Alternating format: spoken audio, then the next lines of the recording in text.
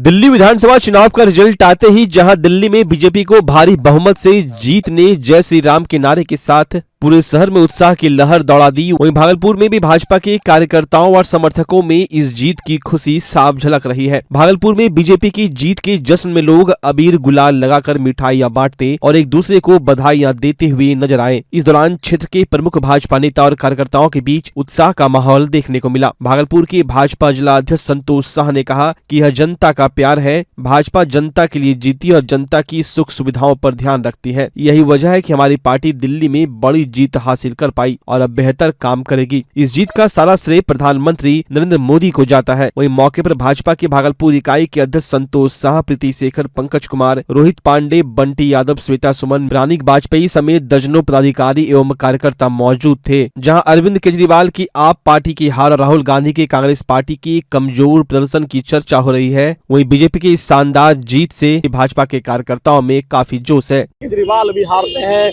मनीष सिसोदिया भी हारते हैं, कई मंत्री हारते हैं, और जिसने सेना के पराक्रम पर भी प्रश्न चिन्ह खड़ा किया, जिसने महाकुंभ जो हमारे आस्था का केंद्र है उस पर प्रश्न खड़ा किया, जब आस्था की डुबकी वहां लगाए तो दिल्ली में केजरीवाल साफ हो जाते हैं। दिल्ली की जनता ने मोदी जी के विश्वास को, मोदी जी के आश्वासन को और उस पर पूरी आस्था दिखाई है। और पूर्वांचल के जो हमारे लोग हैं, जो हमारे भाई हैं और ठग को समझ गए, और जो केजरीवाल है उस अध्याय का समापन होता है। और दिल्ली के बाद अब बिहार की बारी है और 2025 225 का जो नारा है, हम तमाम कार्यकर्ताओं को द्वारा यहाँ बिहार में नरेंद्र मोदी जी और नीतीश कुमार जी के नेतृत्व में प्रचंड बहुमत से हम आएंगे और बिहार की सरकार बनाएंगे।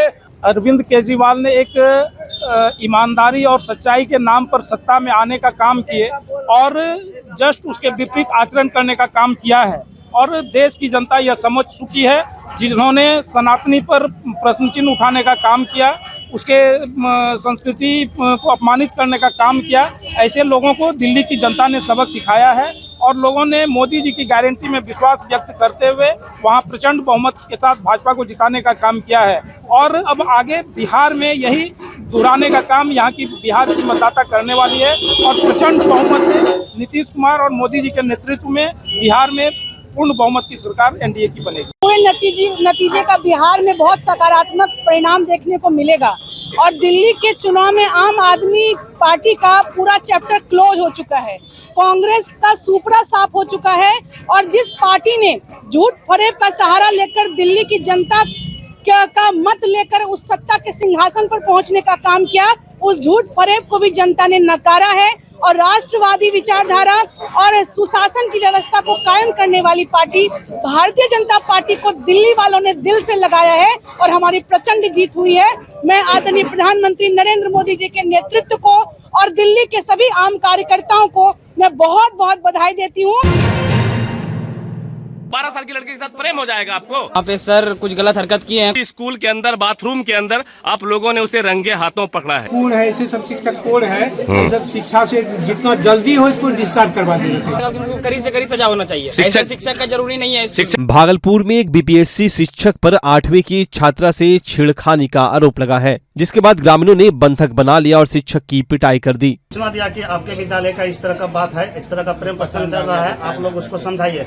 तो उन्होंने बोला नहीं, कहीं कुछ नहीं है। और अभी के डेट में जब इस तरह किसी तरह ये गलत हादसे या छेड़खानी में अभी ये पकड़ा गया, उसके बाद ताला उन्होंने शिक्षिका ने बंद कर दिया। ग्रामीणों ने जाकर के उसको जबरदस्ती खोला, इसको बाद इसको यहाँ से निकाला।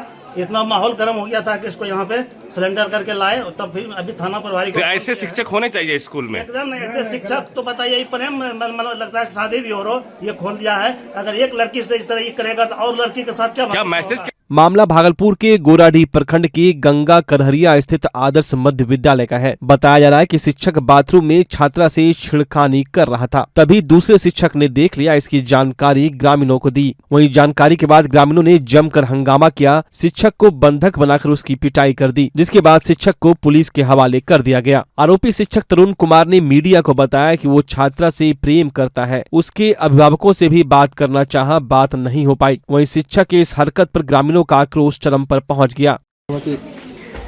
हमको कोई पसंद आया तो हम स्पष्ट गार्जियन के पास हम ये बात रखें कि हमको पसंद है। जिस बच्चे को आप पढ़ाते थे था वहाँ पे। हाँ, जिस बच्ची को आप पढ़ाते हैं, हाँ, तो उसके स्पष्ट हमको मतलब वो बच्ची आपको पसंद आ गई?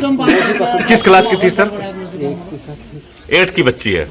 जो भी है तो उसको मतलब टीचर आपका क्या काम, क्या? एक मिनट, आपका काम क्या? बच्ची आपके हिसाब से नाबालिग? हम इस बात के लिए इसीलिए मान लीजिए कि है, तो हम बोले कि एक बार गार्जियन से बात करके देखिए, अगर कुछ है तो ठीक है। आप बच्ची को पढ़ाने आए थे या फिर अपना यहाँ पर प्रेम जाल रचाने आए हैं? बताइए। प्रेम कुछ नहीं है। एक शिक्षक और एक बच्चों के बीच का एक रिश्ता होता है, एक रिलेशन होता है। आपको नहीं लग रहा कि आप शिक्षक होकर उस रिश्ते को शर्मसार किए हैं? आपका शुभ नाम सर? तरुण कुमार। सगुन कुमार। तरुण तरुण कुमार जी हैं। इसी बीपीएससी के माध्यम से इसी बार आए हैं क्या? तो इसीलिए हम सोचे कि गार्जियन से एक बार बात करना है, बस यही एक चीज़। गार्जियन लोगों ने आपको क्या हुआ है स्कूल में? कैसे स्कूल मैरिज ब्यूरो खोले हैं क्या? वही तो। मैरिज ब्यूरो खोले हैं, वो बोलता है हमको पसंद आ गया। वही तो, मैरिज ब्यूरो खोले हैं, 8वीं क्लास की लड़की है। बताइए, मैरिज ब्यूरो खोले हैं जो इसको पसंद आ गया और शादी करा देंगे। साला ड्रामा करता है तुमरे।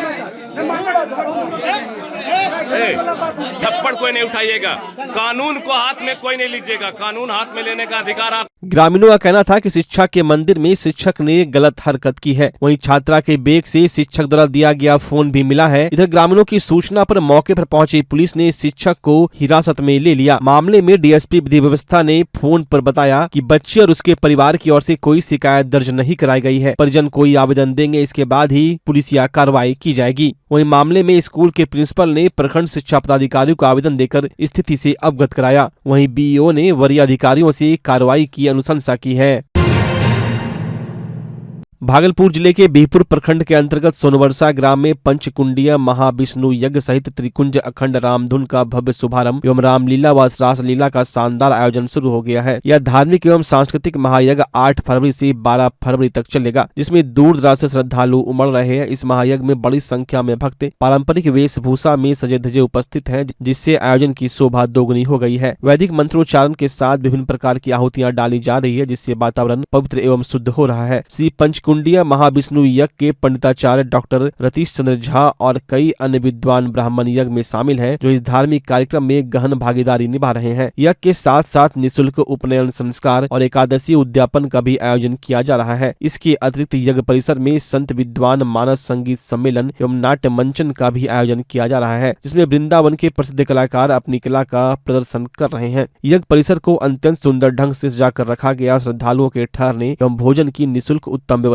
की गई है। इसके अलावा यज्ञ परिसर में एक विशाल मेला भी लगा हुआ है, जहां विभिन्न प्रकार की दुकानें लगी हैं। मनोरंजन के लिए यहां मौत का कुआं, ब्रेक डांस, काला जादू, ब्रेक डांस सहित कई झूले भी लगाए गए हैं, जो इस आयोजन को और भी रोचक बना रहे हैं। इस भव्य आयोजन में कई प्रमुख व्यक्तियों ने हिस्सा लिया है, जिनमें मुख्य यजमान जीवन चौधरी, मुख्य सचेतक एवं सलाहकार रविशंकर चौधरी, संरक्षक पंडित अगमानंद जी महाराज, पंडिताचार्य डॉक्टर रतीश चंद्र झा, कथावाचक प्रेम भूषण जी महाराज एवं गौरांगी गौरी जी शामिल है। साथ ही भजन सम्राट डॉक्टर हिमांशु मिश्रा उर्फ दीपक, मनीष कुमार मानस, राजीव कुमार सिंह सहित अन्य प्रमुख व्यक्ति भी इस आयोजन में सम्मिलित हुए। वहीं सोनवर्षा ग्राम में यह महायज्ञ का आयोजन धार्मिक एवं सांस्कृतिक मूल्यों का प्रसार कर रहा है, साथ ही साथ स्थानीय अर्थव्यवस्था को भी नई दिशा प्रदान कर रहा है। स्वास्थ्य सेवा की दुनिया में भागलपुर का पुराना और जाना पहचाना नाम है सुशीला हॉस्पिटल। सुशीला हॉस्पिटल एक मल्टी स्पेशलिटी और भागलपुर का एकमात्र डायबिटीज का super speciality health care centre है, जो 24 आवर्स इमरजेंसी और आईसीयू विथ वेंटिलेटर के साथ उपलब्ध है। डॉक्टर अंजना प्रकाश के नेतृत्व में यहाँ अत्याधुनिक सुविधाओं वाला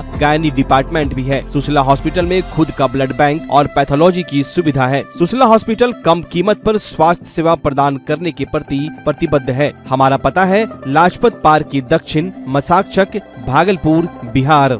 अब आपके सर भागलपुर में खुल चुका है मेंस वेयर और एक्सेसरीज के लिए शानदार शोरूम कॉब। यहाँ आपको एक से एक लेटेस्ट डिजाइन में मिलते हैं jeans, pant, shirt, suit, blazer, trouser, jacket, sweater, sweat shirt, जूते एवं सभी प्रकार के एक्सेसरीज। उद्घाटन के मौके पर कॉब दे रही है आपको पूरे भागलपुर में सबसे शानदार ऑफर, बाय 1 गेट 3, यानी कि एक की खरीदारी पर 2 बिल्कुल मुफ्त। तो अगर आप भी शानदार ऑफर का लाभ लेना चाहते हैं तो अभी चले आएं। हमारा पता है DN Singh road, Khalifabagh, Kharmanchak, near Hariom Lakshmi Narayan jewellers, Bhagalpur. जल्द करें, ऑफर सीमित समय के लिए। नमस्कार, मैं डॉक्टर अजय कुमार सिंह, शिशु रोग विशेषज्ञ, बिहार झारखंड में अग्रणी। मेरा स्नेह अस्पताल जो सबसे पहले बिहार झारखंड में कृत्रिम श्वसन मशीन यहाँ आया, ब्लड गैस एनालाइजर आया, और एक नया मशीन क्रिटिकल जो देर से रोए बच्चे में इलाज में बहुत सक्सेसफुल है, और वह विकलांगता से बचाता है और बचने की संभावना बढ़ती है। वो मशीन जो देर से रोया बच्चा है उसमें 3 डिग्री कम टेम्परेचर पर रखा जाता है और 3 दिन के लिए रखा जाता है, लेकिन वो 6 घंटे के अंदर उसको उसमें रखना पड़ता है। तो आप इसका लाभ उठाएं। और दूसरी बात, जो आयुष्मान योजना है उसके तहत 5 लाख का चिकित्सा आप अपने नवजात के लिए, बच्चों के लिए आप यहाँ उपलब्ध है, उसको ले सकते हैं। ध्यान रहे कि 5 साल के कम के उम्र में के बच्चों को आयुष्मान कार्ड की अलग से ज़रूरत नहीं है। यदि आपके माता पिता का नाम है तो वो इसमें लाभुक हो सकता है और आप इसका लाभ उठा सकते हैं। धन्यवाद।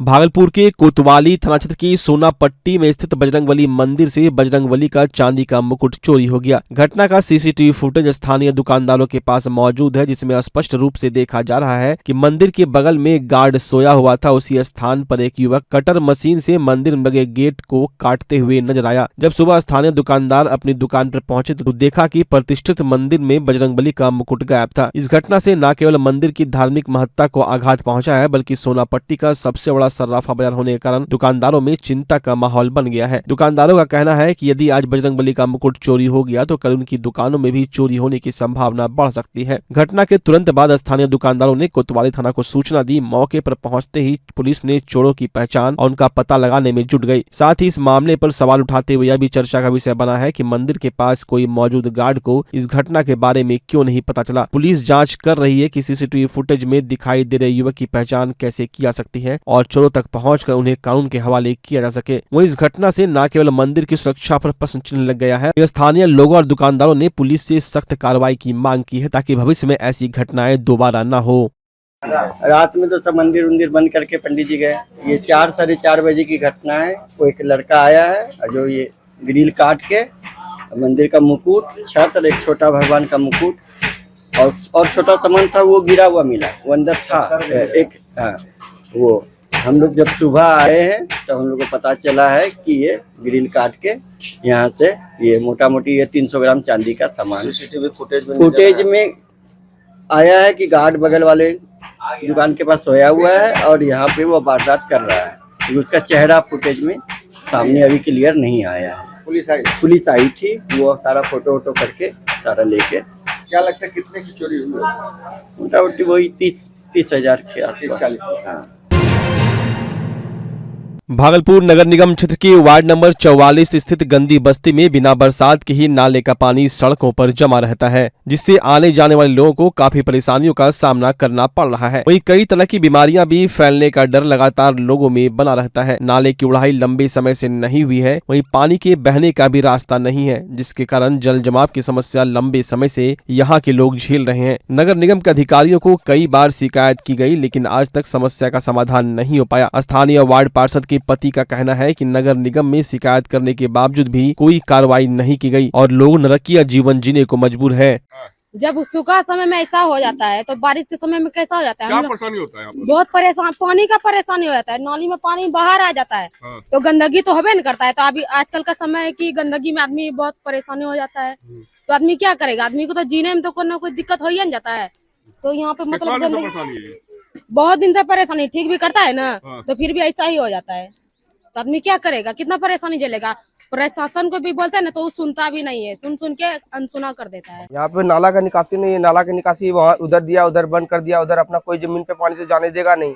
उधर नाला है तो उधर नाला बंद कर दिया गया है, निकासी है ही नहीं, तो हम सबको पानी में रहना पड़ता है। कितना दिन से परेशानी है? ये परेशानी शुरू से चलते आ रहा है। अच्छा। टूट के नाला दूसरा बना, फिर भी यही परेशानी है, परेशानी ये खत्म होता ही नहीं है। बारिश के दिन में क्या होता है? बारिश के दिन में आप आइएगा तो आपको घुसने का मन नहीं करेगा, आप देख के ही घुस जाइएगा आगे से। पार्षद को शिकायत किए थे? पार्षद को कई बार शिकायत किए, पार्षद भी बोलता है लिख के दीजिए। हमसे अनपढ़ आदमी हमसे कहाँ लिख के देंगे?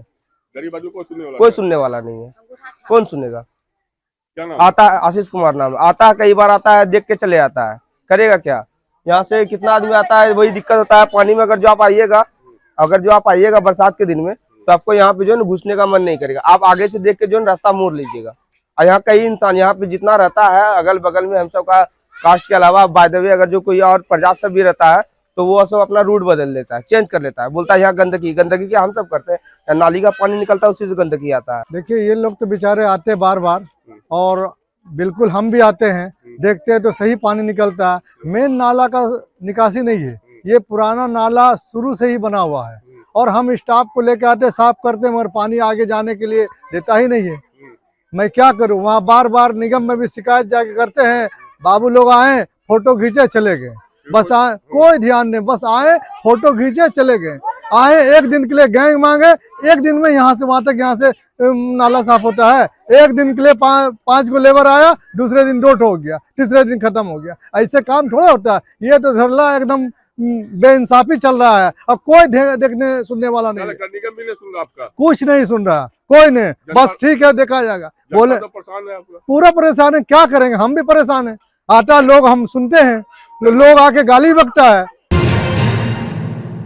राष्ट्रीय फलेरिया उन्मूलन कार्यक्रम के तहत आगामी 10 फरवरी से शहर के सभी क्षेत्रों में सर्वजन दवा सेवन कार्यक्रम का आयोजन किया जा रहा है। इसे लेकर आज सदर अस्पताल सभागार भागलपुर में एक प्रेस वार्ता का आयोजन किया गया, जिसमें सदर अस्पताल के सीएस ने अध्यक्षता की। प्रेस वार्ता में बताया गया कि 10 फरवरी से शहरी और ग्रामीण क्षेत्रों में फाइलेरिया की दवा मुफ्त में वितरित की जाएगी। राज्य स्वास्थ्य समिति बिहार के अंतर्गत इस दवा वितरण का कार्य किया जा रहा है। सदर अस्पताल के सीएस ने फाइलेरिया बीमारी की गंभीरता पर प्रकाश डालते हुए कहा कि आम तौर पर इस रोग को लोग हाथी पांव के नाम से जानते हैं। यह बीमारी मच्छर के काटने से फैलती है और शरीर के विभिन्न अंगों को प्रभावित करती है। फाइलेरिया दूसरी सबसे ज्यादा विकलांगता उत्पन्न करने वाली बीमारी है, जिसका संक्रमण अधिकतर बचपन में ही हो जाता है। बीमारी का पता चलने में 5 से 15 साल का समय भी लग जाता है। आगे उन्होंने कहा कि बिहार में रहने वाले लगभग 13 करोड़ लोगों को इस बीमारी का खतरा बना हुआ है, इसलिए पहले से दवा का सेवन कर इससे छुटकारा पाया जा सकता है। प्रेस वार्ता के दौरान सदर अस्पताल के सीएस के अलावा कई अन्य चिकित्सक भी मौजूद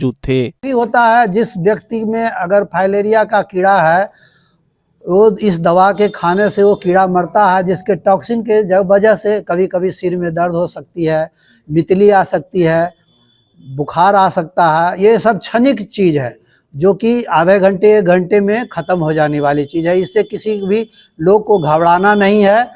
हाँ, किसी लोग को अधिक उल्टी हो जाता है, उस कंडीशन में उसको हम लोग रैपिड रिस्पांस टीम के द्वारा ट्रीट कर उसको हम लोग ठीक कर लेते हैं। इसीलिए लोगों को घबराने की ज़रूरत नहीं है।